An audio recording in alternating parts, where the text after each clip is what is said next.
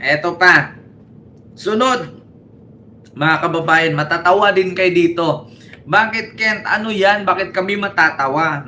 Biruin nyo ha. Eto, mga kababayan, bakit kayo hindi matatawa?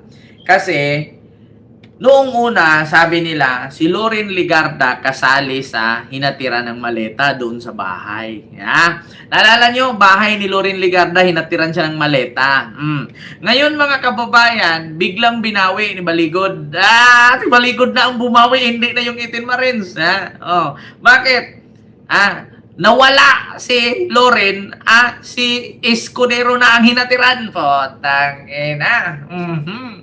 Mga kababayan, like po tayo, no? Pantay natin yung like. Biruin nyo, nawala na yung delivery ni Loren, si Escudero na ang nagkaroon.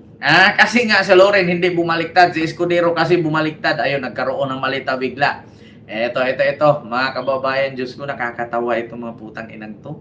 Oo, ginawang tanga yung, ay nako, ang daming DDS talagang tanga-tanga. Sa totoo lang, ito po, mga kababayan, Loren out, cheese in. Putang ina, ito na. Pakinggan nyo, mga kababayan. Menopause makes you old. Tai Chi makes you young. You know about the claims na kasama daw si Senator Loren Legarda doon sa akin? Hindi na-expound last week. Dapat sana kasi nag-attend sila ng Senate Blue Ribbon Committee hearing para sila ang nagtanong. Ba't nila kami pagbibintangan kung wala namang nagtanong? Diba? Ano daw? Nandun po sa affidavit. Bakit daw hindi sinali ang pangalan ni Loren Ligarda? Ang sabi, dapat umattend sila sa hearing para sila ang nagtanong. Pero pinagpilitan ni Baligod na nasa affidavit si Loren. Pero magulat kayo dito, bandang huli sasabihin niya wala daw si Loren kasi narinig lang daw. Narinig lang daw na hinatiran pero wala daw naghatid. May nakarinig lang daw. Tapos Escudero ngayon nagkakaroon na, mga kababayan, tingnan niyo ha. Nag-deliver din po kay Sen. Loren.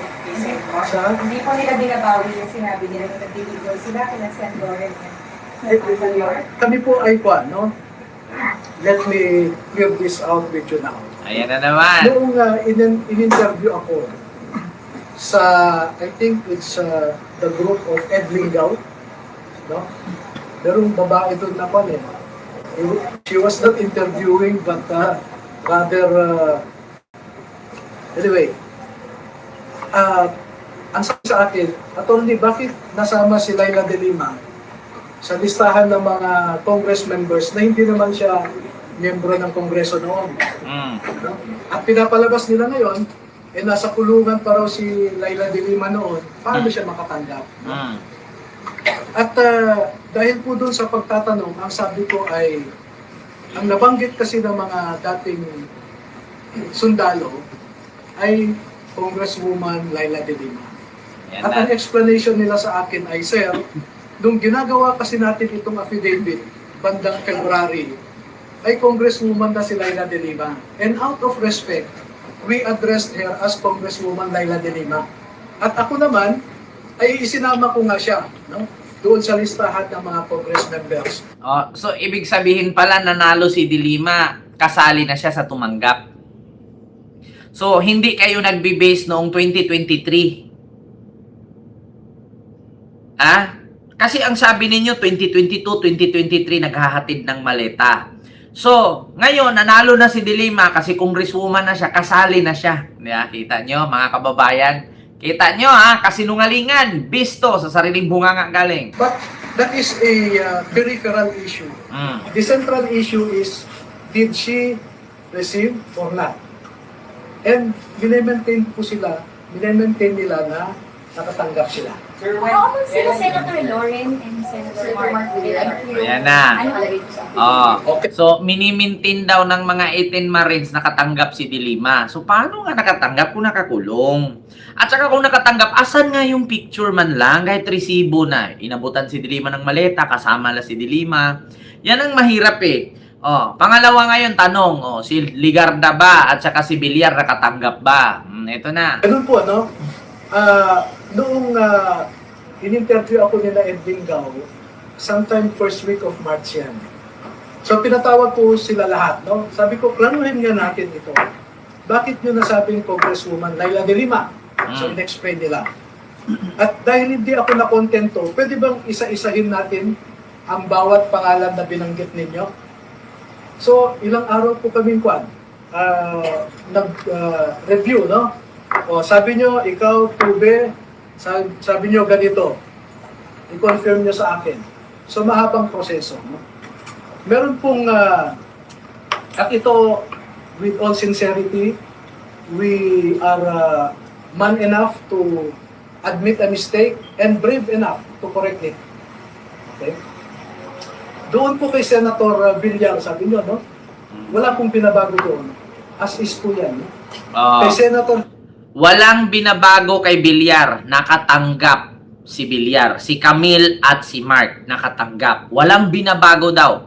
Sabi nila nandoon kasali. Escudero, kasi siya yung minority yata noon, no?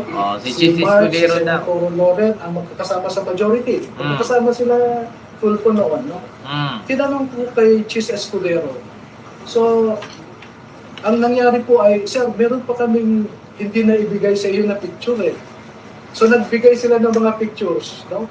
Na doon mismo sa bahay ni Senator Cheese, no? Ayan na naman. So, remember, this happened in... Bahay na naman ni Cheese, tapos nawala si Loren. Pero itinanggi nila si Loren na wala. Pero si Cheese meron. Sa bahay na naman. Nung nakaraan, sa bahay din daw ni Loren.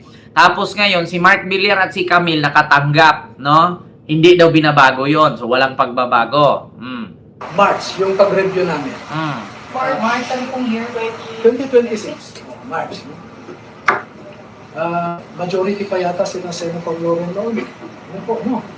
Pati si Mark Villar, etc.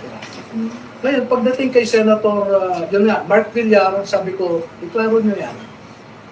So, nag-recollect yung mga nagsasabi.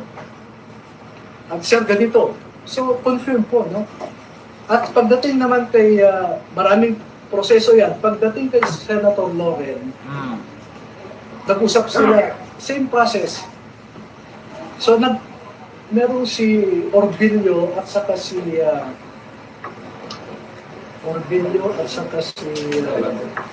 Galapon, no? Sabi nila, Sir,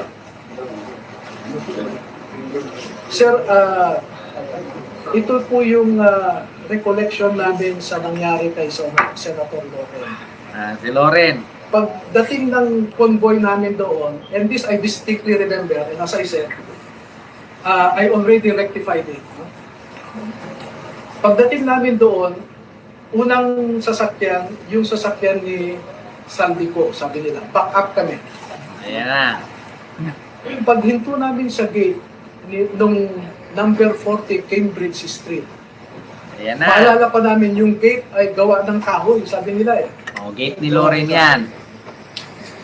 Pag hinto ng sasakyan ni Saldico sa tapat ng gate, pagbaba niya sa sasakyan ay nagbukas yung gate. Pumasok kaagad si Saldico doon. Tapos nagsara din. So sabi, sir, maalala namin, walang ibang nakapasok sa amin. Baski si Mark Tiksay, hindi siya nakapasok kasi naisara ulit ang gate. Pero maalala namin, sir, na si Mark Tiksay, inutusan kami na magbaba ng 2 maleta. Inutusan magbaba ng 2. Pagbaba namin, pagbaba ng 2 maleta galing sa backup, ay ibinigay nila kay Mark Tiksay. Kay Mark Tiksay. And then maya-maya lamang, sir, ay napansin namin lumabas na si Boss Sandy, sumakay na sa sasakyan. Ayan na mga kababayan, Ang naalala daw nila, wala silang nakitang maleta na ipinasok sa gate ni Loren. Pero, ito yung video. Ipakita ko sa inyo, ayusin nyo. Ayusin nyo. Kasinungalingan ninyo. Ito yung video, mga kababayan. Tinawag pa nga ni Loren Legarda bayani. Pero, magugulat ka. Sinabi nila wala silang nakitang maleta sa gate. Pero, ang sabi, si Loren Legarda ay tumanggap. Ito mga kababayan. Ito. Makikinig sa ating mga bayani na nandito po ngayon. Salamat. Kay Senator Ligarda po doon sa bahay niya. Kasama po mismo si Saldi nun, sir. Pagpasok nung libo ni boss, binaba namin yung dalawang maliit. Makikinig sa ating mga bayani na nandito po ngayon. Salamat. Kay Senator Ligarda po doon sa bahay niya. Kasama po mismo si Saldi nun, sir. Pagpasok nung libo ni boss, binaba namin yung dalawang maliit. Pa? Oh. Ito na, mga kababayan. Oh, kami, Oberio, Galapon at iba pa at si Paul Estrada ay nag-deliver kay Senator Loren Legarda noong 2024 ng dalawang medium size na maleta, number 40 Cambridge Street, North Forbes Park. Oh, ayan oh, mga kababayan. Oh, tapos sasabihin ni Libby Baligod ngayon, wala silang nakitang maleta. Asan yung dalawang maleta? Binulsa ni Oberio at ni Galapon?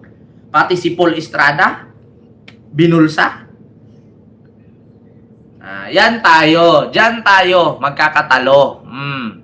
Nung ibinaba namin ay biglang lumabas din si Saldico. So sabi ko, sigurado kayo? Yes. Gumawa kayo ng statement na ganyan. No? So ang ginawa ko po doong March ay pinapirma ko po sila. Oh. At dahil hindi ko... So pinapirma. Pero ang sabi dito sa interview, hinatiran ng dalawang maleta si Loren. Hindi nyo sinabing hinatiran, pero hindi nyo nakita. So ano yung binaba ninyo, hangin? Bakit pagdating kay Baligod, wala na silang nakita na binabang maleta? Pero dito sa 18 Marines, ang sabi, may binaba silang dalawang maleta. Ano ba talaga? Walang nakita, tapos inutusang ibaba. Ano ba talaga? Hindi ko na magets Hindi ko na maintindihan, mga kababayan. Ano to? Paano to nila i-explain? Paano to ipaliwanag? Una, inutusan kami ni Saldico, ibaba yung dalawa. Ngayon, nung binaba na, hindi namin nakita. Ha? Ano yung tanga-tanga lang? Di ba, Ma'am Arlene Morliano? Ano yung tanga-tanga lang? Binaba, dalawang maleta, medium size. Tapos, hindi nakita. Ha? Continue. Kilala o wala naman akong access kay Senator Loren. Pinakiusapan ko si Mike Defensor. No? Sec Mike, ako, may access ka ba kay Senator Loren? Bakit? Sabi niya. Ganito yung sinasabi ng dalawang sundalo. Ma'am Jenny, hello po. yung sinabi ng dalawang sundalo. Sabi ko, inaamin nila pagkakamali nila. Kung gusto ni Senator Loren na kasuhan yung dalawa, ibinibigay ko ang ebidensya. Pwede niyang kasuhan ng perjury yung dalawa kung gusto niya. Pero as I said, we are man enough to admit a mistake and brave enough to rectify it. So aminado nga sila na hinatiran si Loren. Pero tanggap naman daw nila kung kasuhan yung dalawa. Wow, galing nga. Parang nagpapakonsensya pa para hindi tuloy kaso Sabi ko nga sa inyo mga kababayan, tanggap daw nung dalawa na Marines kung kasuhan man ni Loren kasi we are brave enough to accept the mistake. May pa ganong English pa. Potang ina talaga.